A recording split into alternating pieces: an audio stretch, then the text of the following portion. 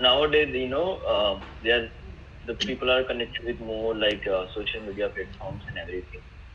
Even even the small government officer, they seen lots of things happening in and around the world. So they have if I just say like they have every day they are making one Anganwadi, but that is actually not making any impact, anywhere, even in their city or even in a social media platform, or even they want to show what they are doing for that particular region. So nowadays maybe we are able to see a lot of IS officers, they are posting all of these things.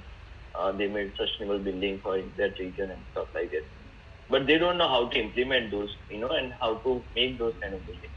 So if you hit the perfect person at perfect time, then it will be easy for us.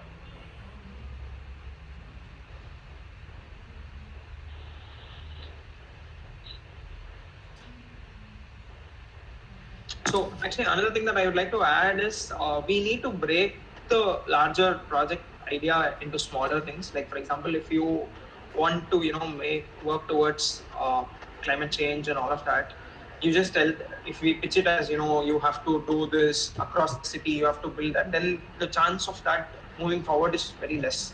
So instead, if we could actually break it down and simplify the financial part of it and the area of intervention, start small, show them the larger impact, and then scale it up, I think that has an even more higher chance. And it also makes sure it still stays in line with what our vision is.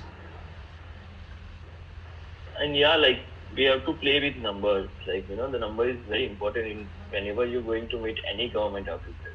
Like if you are saying that there is lots of people are migrating from this particular region, then no one cares. But actually we'll play with number, like last year there is 1,500 people migrated from this particular region, and if we are going to make this particular building, at least we can employ 10 people. So that things make a change. So then he will able to realize that, say if we are making this kind of building, we can save those things in for a particular region. And many times whenever even we went to ask for work, like we are doing this kind of work, like, and how we can do certain kind of work in your particular region or stuff like that. So no one will answer you like what you can do for that region. We have to do a big study for that, and give a proposal to them, like with all these numbers.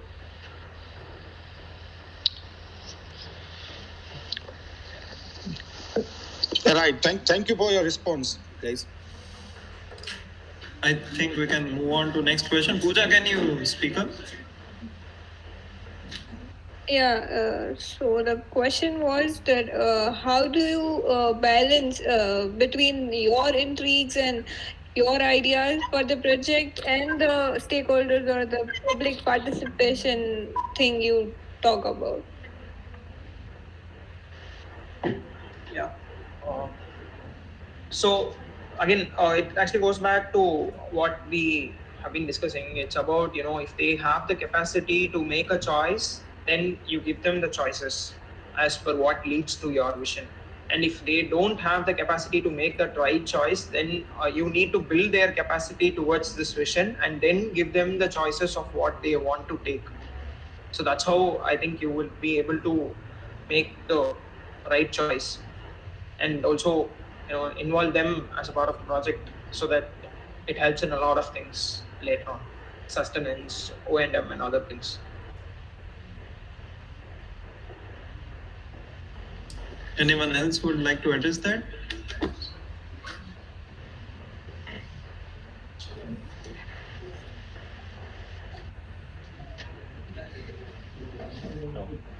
Okay, we can move on to the next question of Jaya. Jaya, can you speak up? Hi.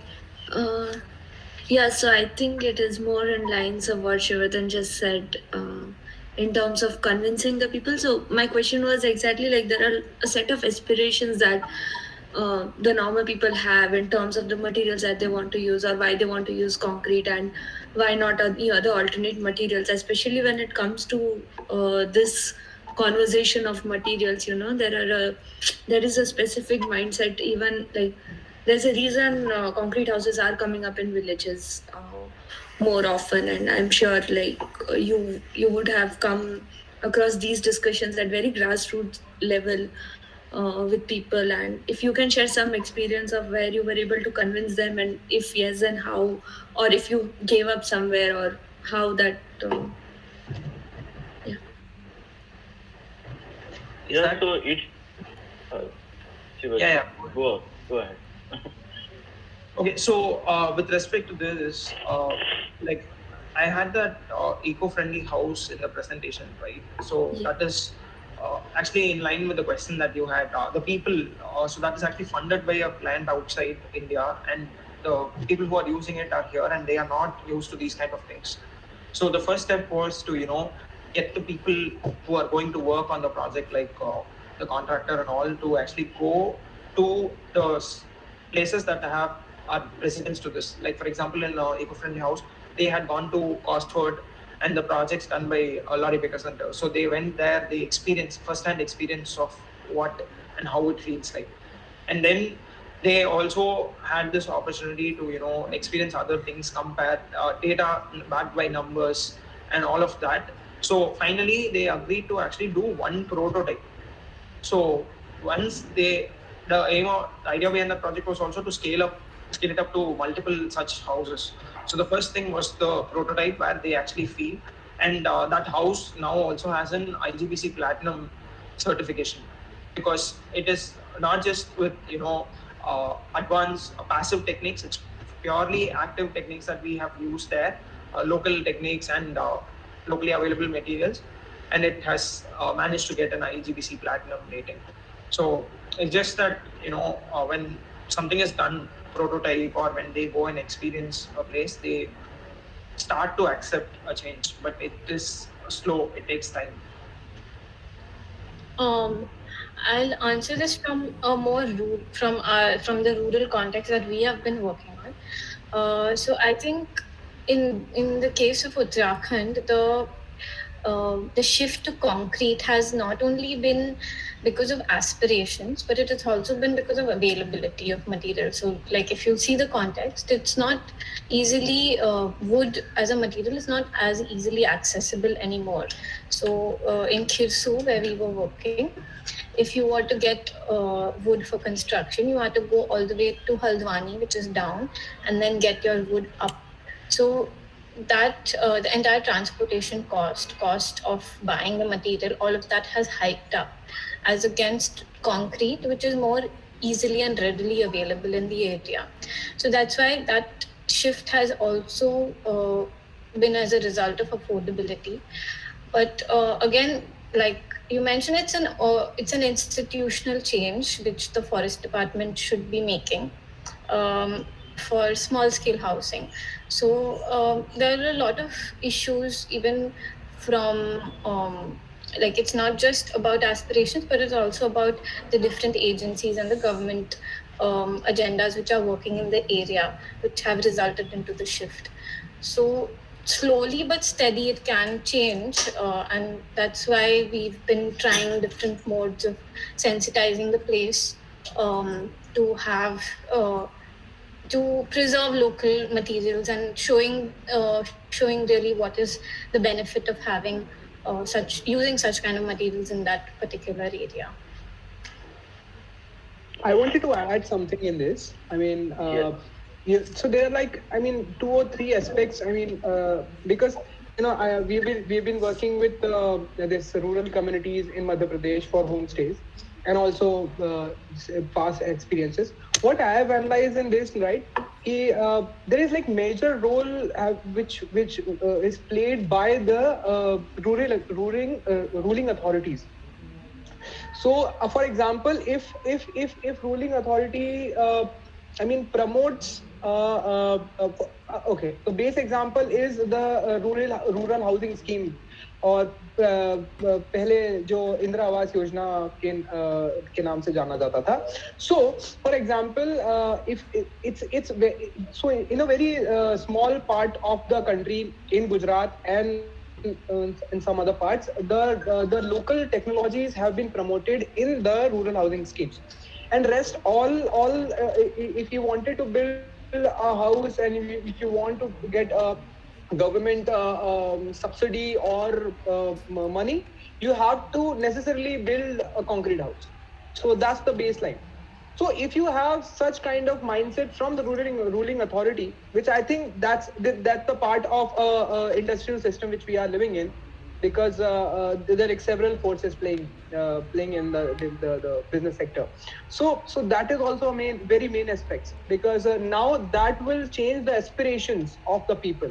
For example, in several rural parts, it's been said to me that हमारे यहाँ शादी नहीं होती क्योंकि हमारे यहाँ पक्के घर नहीं, कि मतलब या लड़की हमारे घर नहीं आएगी या हम लड़के के घर नहीं जाएंगे कि हमारे घर अगर पक्के घर या सीमेंट के घर नहीं है. तो so that's the whole thing. We never thought of upgrading our technologies according to the time, rather than we cut off the technology, we cut off what we have and what have been upgraded, and we started on to the concrete thing. I just want to add on a very focus on a material perspective. So there were issues in a vernacular, like in today's time, if you see, if you are making the mud house, you have to do lipai, and you have to keep maintaining those houses, and also you should know the skills. Even for the stones, like there was a not a strength, proper strength in the stones. There were technology, but in the like if we go in the rural part, so they are not putting beams in between. So there is they see as this is the stone house is not a pakka house, or a mud house is not a pakka house, because you have to keep putting efforts behind that. So I'm saying in a very technology manner, like we have to do innovations in those materials. Like if I just give the example, rammed is one of the better example. So now you don't have to keep maintaining those things. The second thing is like you want to make a dome, but you can't use the upper part. Like you don't want you can't use the first floor. But as Tapas showed, if you make a shallow dome, you can actually use the first floor also. So we have to keep innovating in that particular material. If even I want to make my house, if there is a lots of problems in the mud or in the stones, I won't bake that, because every day you can't maintain those things. So there are several agencies, several group of people in IITs also, they are doing research particular about these vernacular materials. And I think in future, like if I show let's say I want to make a bamboo house, but there is no structure engineer who can actually design, who can actually calculate the load of bamboos and stuff like that. So if we derive the technology where we actually can show the result of what the building we design, and how much load that building can take, or how much the maintenance of that, or something like that, that will be more that will be more transparency from clients and the architect.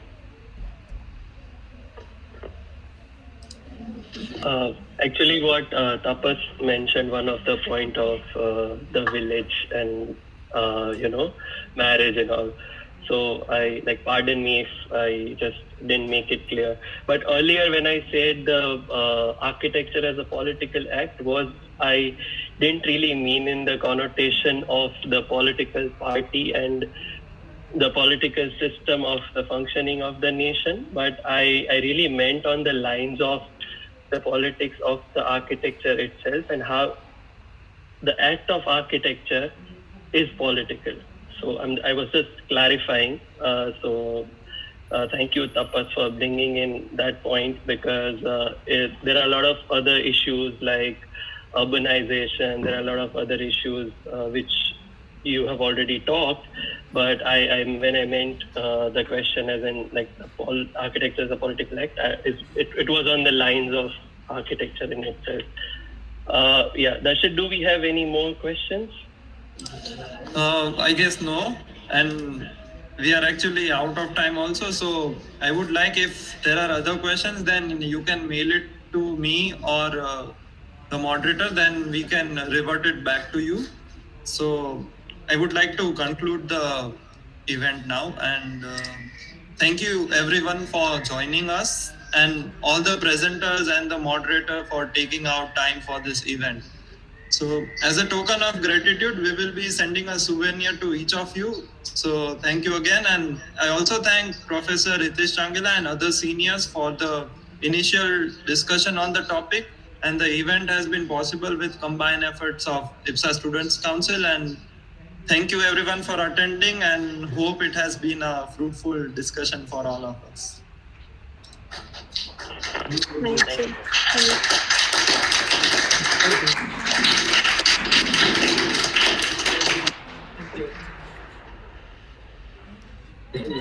Yeah. So thank you. You can leave now. And an announcement that culturals will start at 5 p.m. sharp, and I expect everyone to join. Thank you.